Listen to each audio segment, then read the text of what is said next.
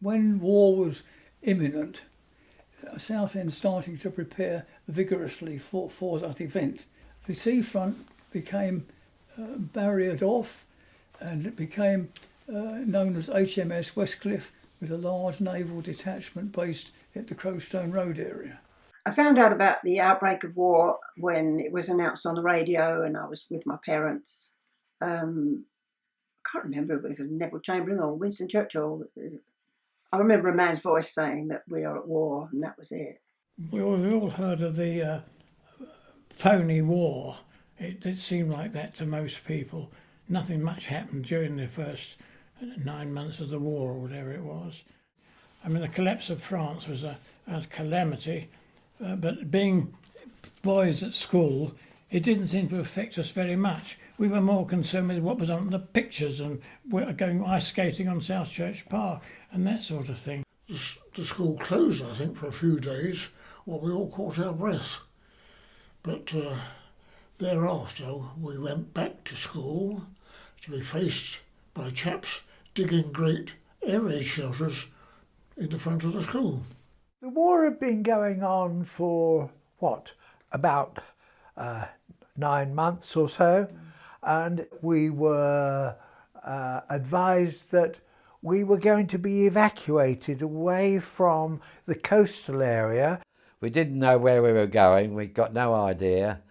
Mother and father had no idea, but we knew we'd got to go. And on June the 2nd, the Sunday morning, a bus came along at 6 o'clock in the morning to take us down to the station at Southend. When we were evacuated, at my age, it really didn't sink in what we were doing, that we were leaving home for good. And the morning it happened that we were going, we all went to school with our gas masks on. I don't even remember what happened to the luggage. I didn't carry any luggage. Whether that had been taken to the station beforehand, I really don't know. And we had to get in a crocodile, which was 2 by 2, and we walked from Bournemouth Park Road to the station in Southend, which was a long walk. We said fond farewells to our family. I don't know what they thought about it, but I personally didn't think anything of it at all. I was just going on a trip. Well, I took a small suitcase with a couple of changes of underclothing and a shirt. I can't remember exactly what, but enough to keep me going for a couple of weeks. And my gas mask.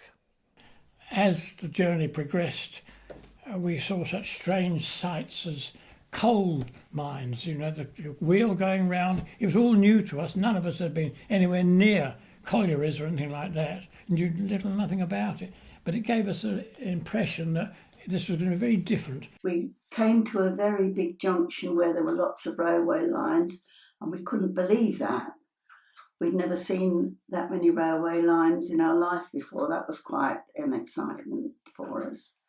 The evacuation was very straightforward. We got out of the train in Mansfield and were met by a variety of people who had offered to look after us. And we landed up at this tiny station, and we all had to get down from the train and again walk in Crocodile, and we were taken to the local school in a village near Mansfield called Rainworth, which they called Reneth, because their accent was entirely different to our accent.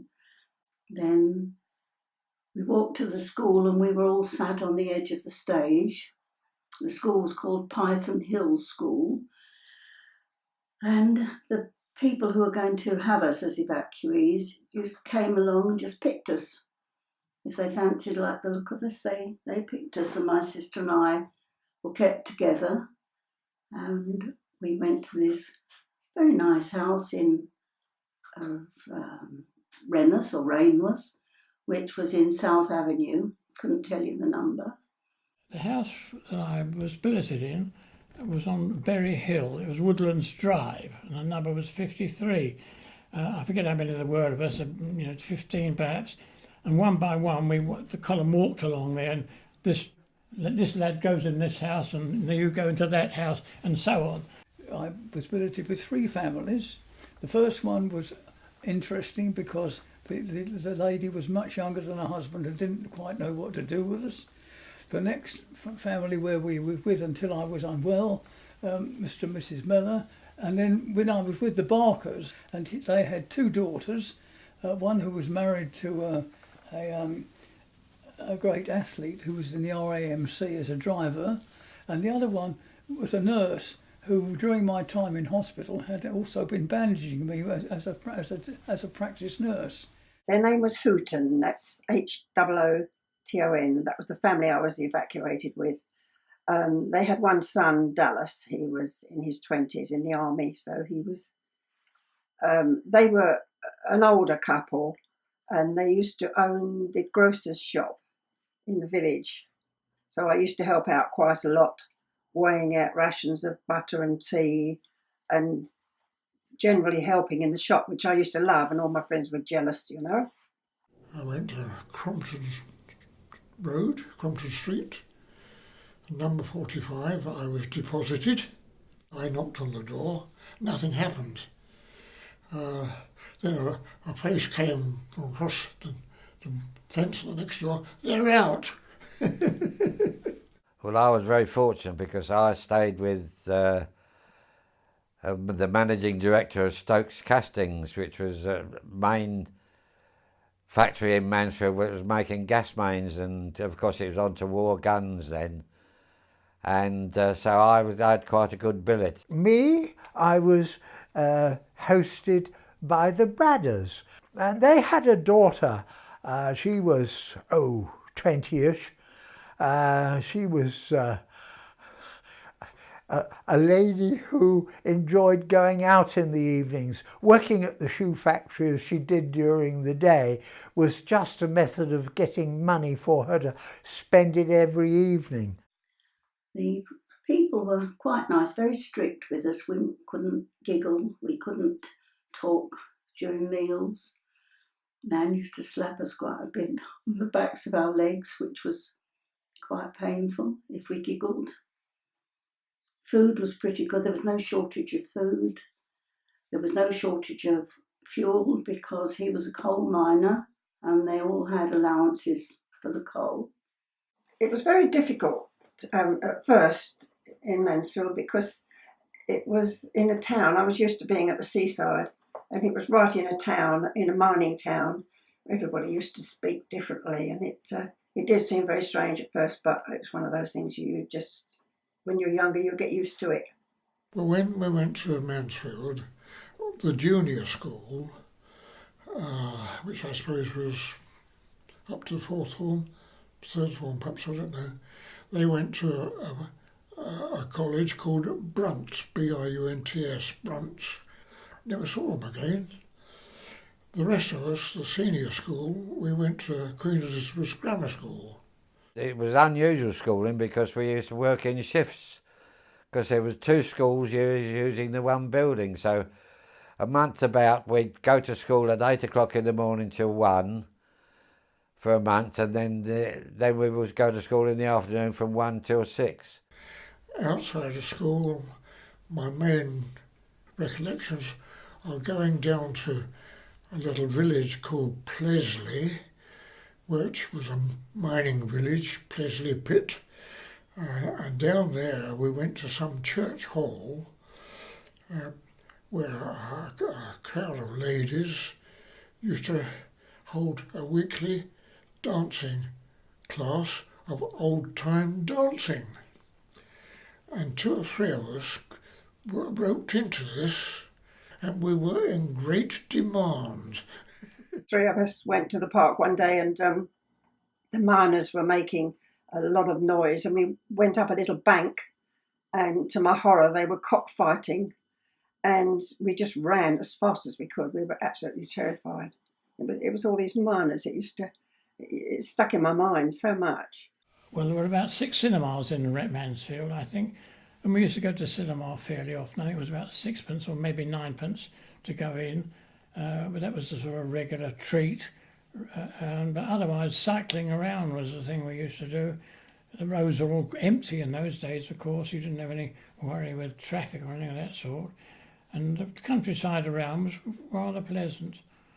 I made great friends with Robin Beard, who was a schoolboy in the QE Grammar School, and we used to play together. We used to play tennis. He got a tennis court in his garden. His father owned a shop in Mansfield called Beard and Freeman's. It was an ironmonger's shop, so he was quite well off. I have a memory that we'd only been to the school a few days when we heard that the school had been bombed. I believe we were told that they were looking for the airport or something like that. Whether that was true, I don't know. There were 2 bombs hit the school, I think, one at the front of the school, in what was the gymnasium, I think, and the other at the back of the school where the stage was. Eventually we saw photos of the school being wrecked, and also, of course, the organ going for Burton and part of the school being blown down. Oh, I'm sure being evacuated changed everyone who was evacuated. It changed their personality. It also makes them very much more self-sufficient. I didn't really miss the family. I didn't have a great rapport with them because they were older people somehow, and everybody else seemed to be staying with younger ones who sort of took their foster children out more, whereas I didn't really go anywhere. I spent a lot of time in the garden with my foster father. He was very nice man. He used to teach me all about gardening and his favourite plants, and yeah, he was great. It was a nice family to be with, but I was glad to be going home. When I went to Mansfield, I was a raw young boy about, I think I was just 13, and not used to the ways of the world, but I soon got used to it. Yes, life there was very different. The main thing was you hadn't got your mum and dad there. You hadn't got that support behind you. It really was quite difficult. It was a different life and a different language in a way, with a local accent. But we did, rub along all right. I think it was noticeable that the people in Mansfield were friendly. I think you could live in Southend and not talk to your next door neighbour for years, but in Mansfield, everyone talked to everyone else. That was the general feeling. It was more of a friendly town, I would say.